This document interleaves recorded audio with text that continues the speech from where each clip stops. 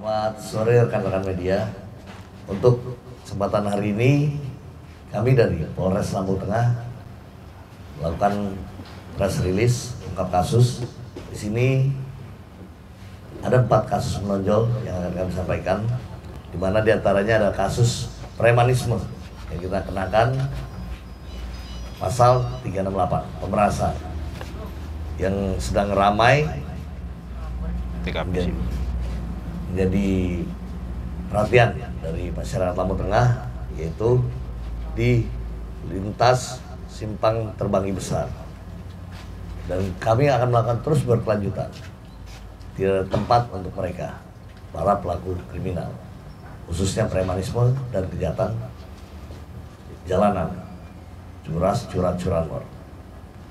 Kami akan tindak tegas dengan pasal terberat, yang mana masih orang lama, yaitu residivis yang baru keluar penjara tahun 2014 dan masuk lagi, keluar penjara lagi tahun 2018. Dan setelah dia keluar penjara pun masih menjadi daftar pencarian orang Polres Lampung Tengah. Nanti untuk rangkaian lebih jelasnya akan dijelaskan langsung oleh Kasat Reskrim. Dan kasus selanjutnya yaitu kasus 365, yaitu pencurian dan kekerasan dengan ancaman 12 tahun penjara. Ini kasus terungkap 15 hari setelah kejadian, di mana modus pelaku adalah berboncengan menggunakan sepeda motor dengan target sasaran sepeda motor juga. Itu motor yang jadi korban Honda Beat dan pelaku menggunakan Honda Scoopy. Kejadian pada tanggal 3 April 2022 siang. Hebatnya ini kejadian 365 dilakukan di siang hari. Dan seluruh barang bawaan dari korban diambil, yaitu motor Honda Beat dan barang-barang berharga lainnya yang totalnya 17 juta rupiah kurang lebih. TKP-nya di Jalan Raya Bekri, Kampung Kusuma Dadi, Lampung Tengah. Untuk pelaku yang satu lagi masih dalam pengejaran. Satu pelaku sudah diamankan. Untuk kasus yang selanjutnya ini cukup menarik karena kasus tindak pidana Undang-Undang ITE, Informasi dan Transaksi Elektronik.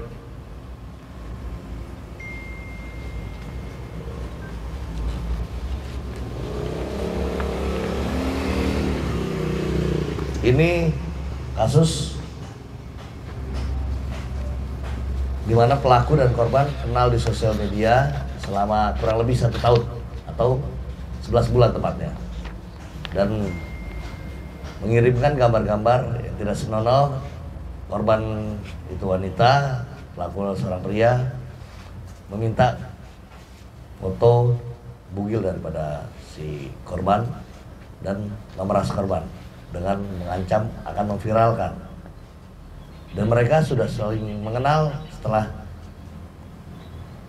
beberapa lama mereka kopi darat, mereka berjumpa, mereka mengenal, dan proses pemerasan itu kurang lebih hampir 1 tahun dan dilakukan pengejaran oleh TKP 308 Lampung Tengah dan didapat di Cirebon. Pelaku sudah lari ke Cirebon, dan itu beberapa tempat sudah disanggung oleh anggota TKP 308 Lampung Tengah, dan lari-lari akhirnya dapat. Kronologis lengkapnya bisa disampaikan oleh Bapak Kasat. Yang terakhir, kita merilis kasus Undang-Undang Kesehatan dan Undang-Undang Praktik Kedokteran. Jadi Undang-Undang Tenaga Kesehatan tahun nomor 36 tahun 2014 dan Undang-Undang nomor 29 tahun 2004 tentang praktek kedokteran. Ancaman maksimal 5 tahun, di mana tempat kejadian perkaranya di wilayah Lampung Tengah, yaitu di Kecamatan Terbanggi Besar. Ini orang yang tidak memiliki pendidikan, tidak memiliki keahlian menawarkan jasa. Karena yang bersangkutan juga sudah biasa bekerja di salon. Jasa untuk memperbesar payudara wanita melalui proses penyuntikan.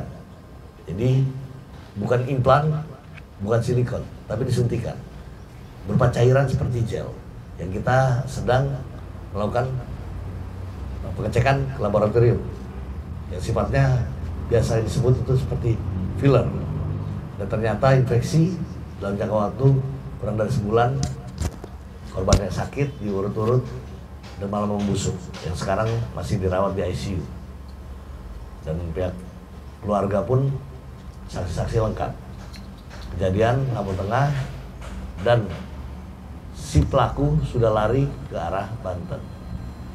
Di Kota Serang beliau pun, si pelaku sendiri juga membuka usaha praktek yang sama. Namun saat disergap oleh TK 308 Lampung Tengah, salonnya tutup. Dan dilakukan pendalaman melibatkan polisian setempat, akhirnya didapat pelaku. Dan sampai hari ini si korban masih tidak sadarkan diri. Artinya terjadi pembusukan payudara karena dilakukan tindakan-tindakan medis bukan oleh ahlinya, di mana yang bersangkutan hanya pegawai-pegawai salon biasa. Selanjutnya nanti akan dijelaskan oleh Kasat Reskrim, dan silakan ada yang tidak jelas bisa ditanyakan. Terima kasih. Assalamualaikum warahmatullahi wabarakatuh. Waalaikumsalam. Saya hanya menambahkan beberapa hal untuk kasus 368 seperti yang sudah dijelaskan sama Bapak Kapolres tadi, bahwa benar si pelaku ini Wiwin aliasnya sudah residivis tahun 2014, kemudian tahun 2018. Sekarang pun masih DPO kita. Simpang Terpanggi yang cukup rawan dengan pemerasan atau pemalakan di sana sering-sering terjadi. Dan satu orang rekannya masih dalam pengejaran kita, sudah teridentifikasi, mudah-mudahan mohon doanya dalam waktu dekat bisa kita ambil. Untuk kasus 365 yang ditangani langsung oleh Polsek Gunung Sugih dan di backup langsung sama TK 308, kasus curas begal ini, itu pun satu orang yang masih kita amankan, kemudian yang satu lagi sudah teridentifikasi, mudah-mudahan juga mohon doanya itu segera bisa kita amankan pelakunya. Adapun dua kasus yang lain adalah kasus Unity Peter, satu ITE dan Undang-Undang Kedokteran. Apa ada yang perlu ditambahkan dalam hal ini? Cukup ya? Untuk para korban yang benar, si tersangka ini Dava ini dulu tahun 2018 juga sudah pernah melakukan residivis juga, sudah ditahan keluar 2019, sekarang melakukan lagi hal yang sama atas permintaan sih memang dari korbannya sendiri. ini si pasien ini dapat kontak pelaku ini berdasarkan Ya dulu dia tinggal di Lampung, buka salon di Lampung Tengah ini, buka praktek yang sama. Setelah kejadian 2018 itu dia menjalani hukuman dan pindah ke Banten, hijrah. Dan masih buka praktek. Dia buka salon aslinya, buka salon.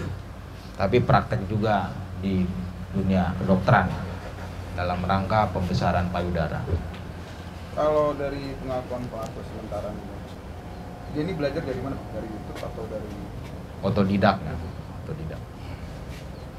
Oke, cukup ya.